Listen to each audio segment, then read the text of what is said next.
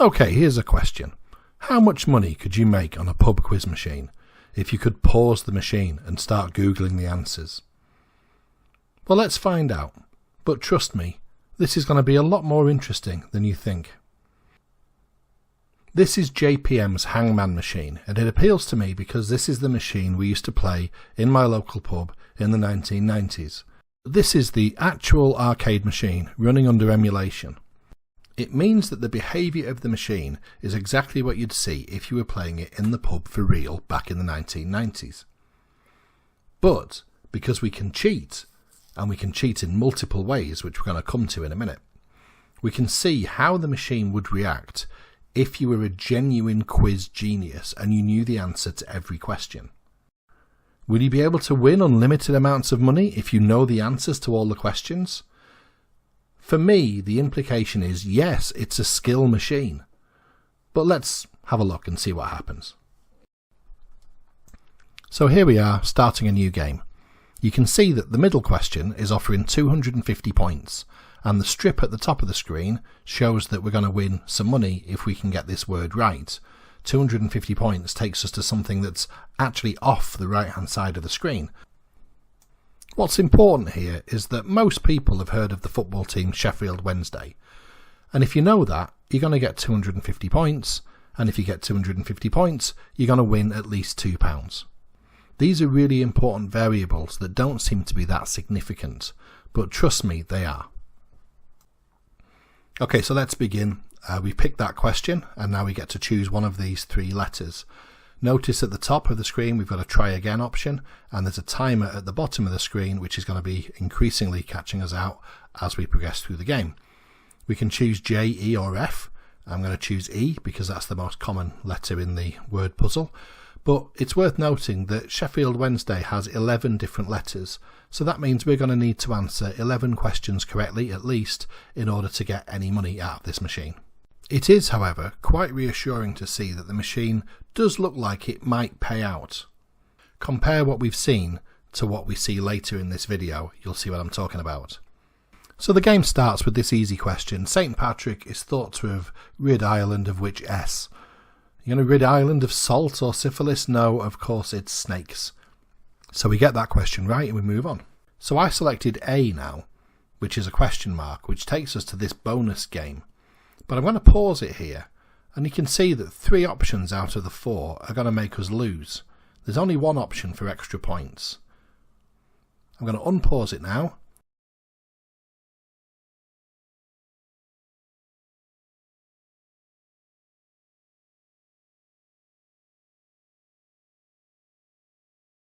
Now I think the only option we can choose is in the top right hand corner, but we've got no control over this crosshair, and we don't know whether the crosshair will get to that corner before the timer runs out. I stupidly press the button too early and select one of the losing options, and bang, instant game over. But now the machine's got more money in it than it had before, and it's time for another go, and let's see what's changed. Okay, now things are already looking a lot better. We've got 3 words to choose from, they're all giving us a decent amount of points, and the machine's still willing to pay us at least £2 based on that strip along the top of the screen. We know that soft sell is the answer to the middle question, and we know that soft sell has a lot less letters than the previous words Sheffield Wednesday, so the machine really does look like it's trying to help us win some money here. So from now on I'm going to stop pausing it and we'll play this game in real time and see what happens. Have a look at the counter at the bottom, the timer going down. Look at the speed of that. As we select F, BBC Two show Esther is a talk show. We've got one try again as well, so we can afford to get a question wrong.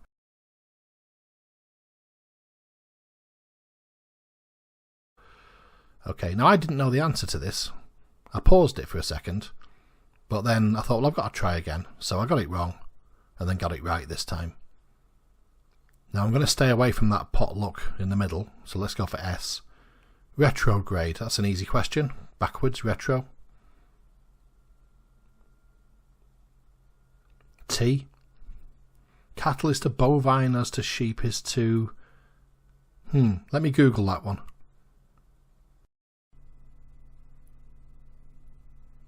Ovine. C? Who wrote Interview with the Vampire? That's Anne Rice, we know that, we saw the film. O for soft. Which was the second novel in the Lord of the Rings saga? Well, you know what? I don't know. And I've just realised I don't care. Because what I'm going to do is I'm going to put a cheat in the emulator. Save me doing all this Googling. Is it Fellowship of the Ring? No, apparently it's not. And that's game over. Now, we think the machine was trying to give us some money that time. So what I'm going to do is I'm going to go into MAME's emulator menus, and we're going to go into the cheat section.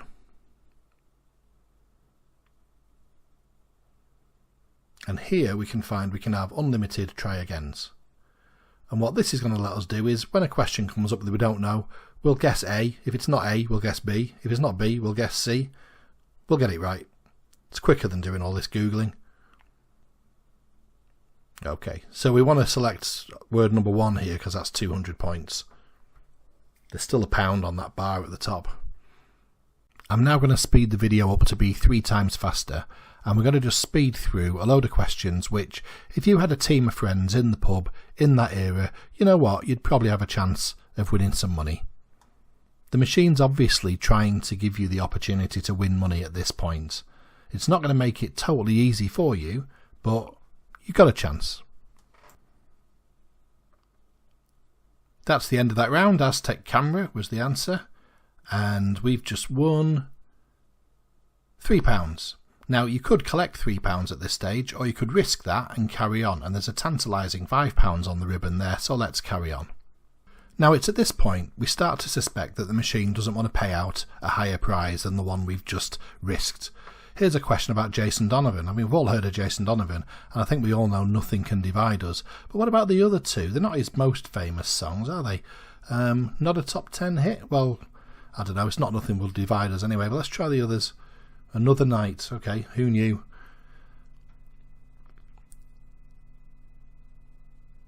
Here's another question. Which S is the noun? Now, when I was at school, they taught us that a noun was the name of a person, a place, or a thing. So I'm confident that I know what a noun is. But which is the right answer there? Well, let's use our infinite try agains and find out. Well, again, it's that question. There we are.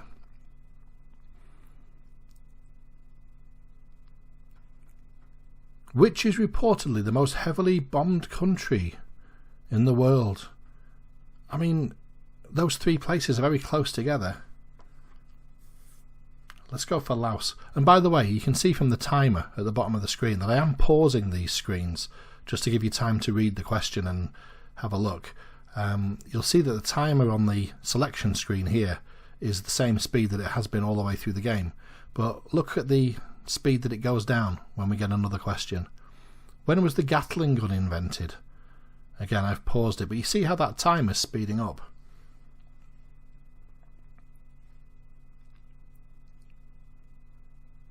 Is this Hudson Bay? I think it is Hudson Bay. Let's pause it again. At what angle is Saturn and the rings inclined through what? Do people know that? You're doing well, the screen says. Yeah, that's because we're cheating. What? Who knows the answer to this question?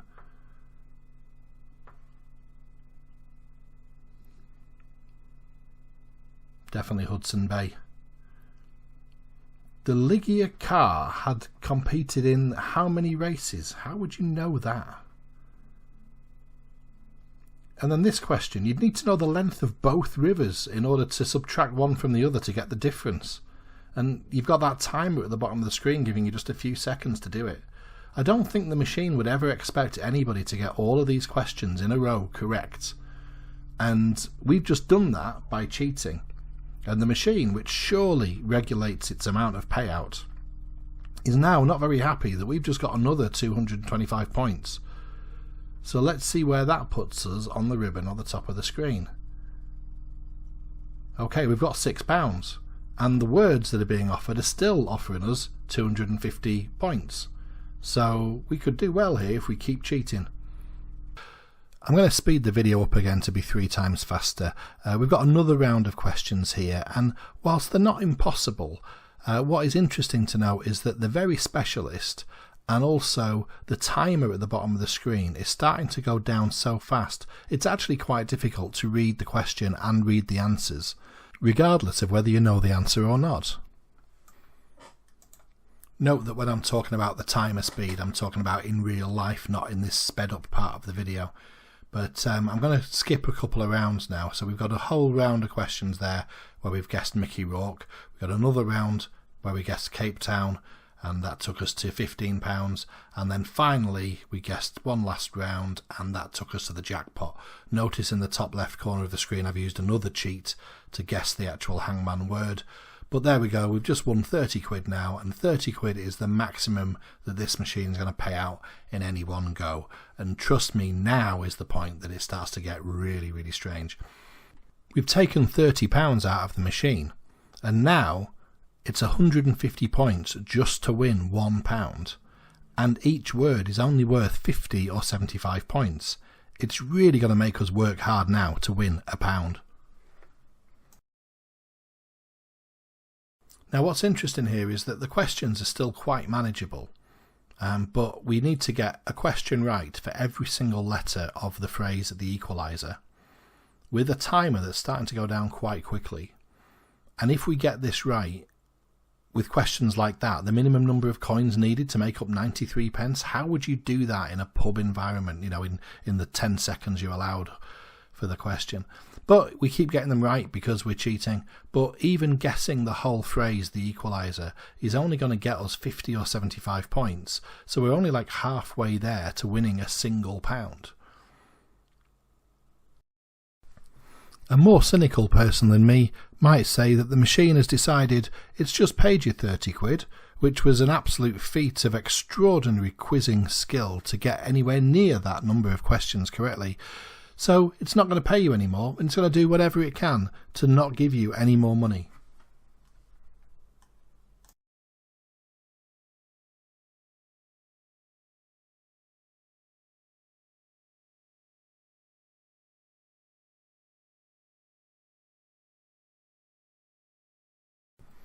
And now as we get towards the end of the equaliser, with just one letter to go, to get us halfway to a single £1, look at the state of this question. Look at the absolute state of it. How are you supposed to know that in a pub with your mates with a beer in your hands? It's ridiculous. So with 50 points under our belt and another 100 needed to get to £1, look at the choice of options here. For 25 points, you'd have to answer a question correctly for every letter of Trinidad and Tobago, or 50 points for Drew Barrymore. Anita Roddick is probably the easiest answer, but it's a lot of work to get another third of the way to £1.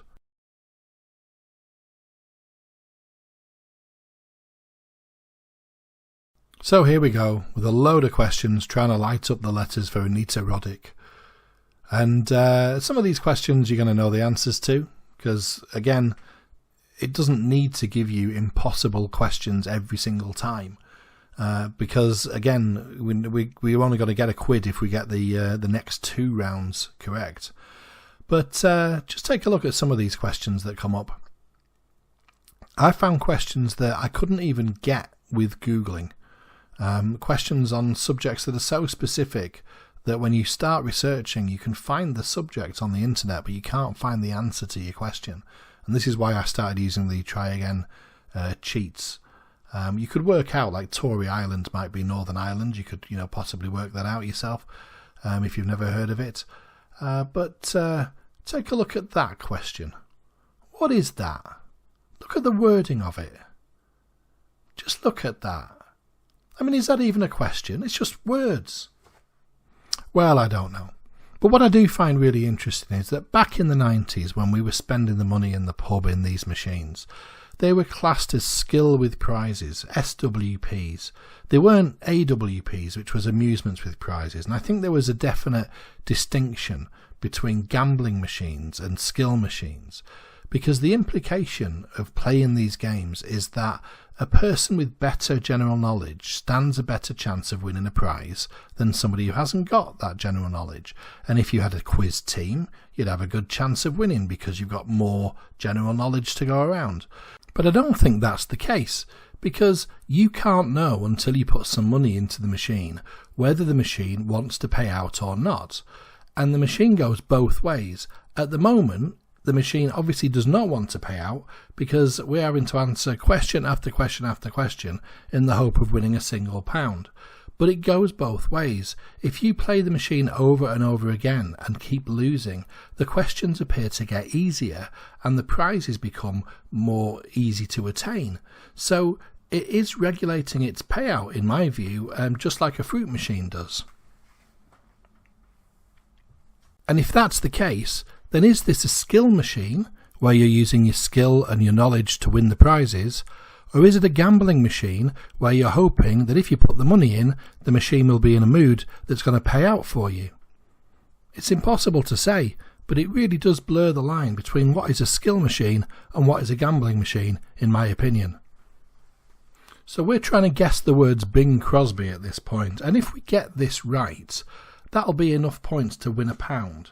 But we'll have answered 26 questions in a row correctly to do that. Now let's put that into perspective. If you're on Who Wants to Be a Millionaire, 15 questions in a row earned you £1 million. Here, 26 questions in a row earned you £1. I think the behaviour of these machines is absolutely fascinating. You're going to see the machine really ramp it up again, asking some more difficult questions. Just have a look at these. This is another long phrase. 10 questions will be needed for us to get past this. And some of these questions are going to be a little bit crazy. Imagine yourself in the pub with a pint in your hand, with all your friends, using the best of your knowledge to talk about highest specific wood gravities. I mean, try Googling that one. See how far you get. You know, if your geography was good, you might have got that last question about islands. But what the hell is this? I'm going to pause it just so you can have a good look.